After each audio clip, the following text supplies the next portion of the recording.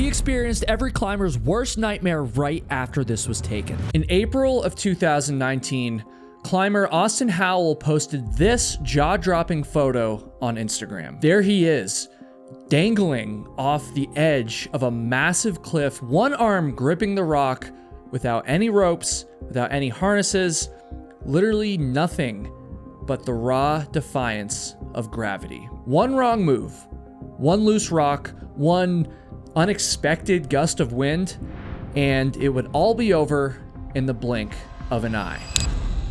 Austin was not alone at the beginning of his climb that day. He was actually accompanied by a photographer named Ben Wu. Ben would climb beside Austin, and he snapped a bunch of photos of Austin that are guaranteed to leave your palms absolutely just dripping with sweat. He looks happy.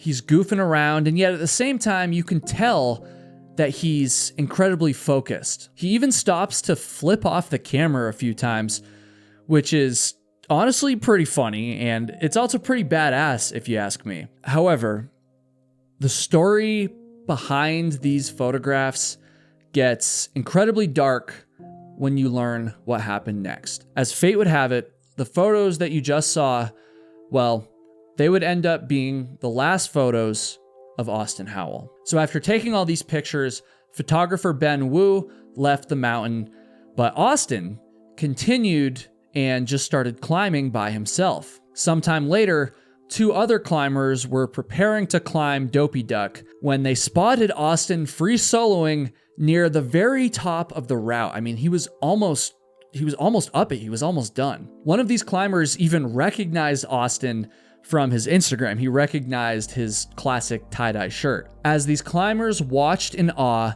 Austin made a shift to the side. But then, in a heart-stopping instant, he slipped and he screamed out the word "no." This scream tore through the air before a haunting silence fell over the cliff. The onlookers could only stand frozen as Austin disappeared from view, his body plummeting down to the ground below. After watching Austin fall, these two climbers descended down to him, and by the time they reached him, there was nothing that they could do. They tried to do some CPR, they did what they could, but Austin's life was over. The truest example of a man who died doing what he loved.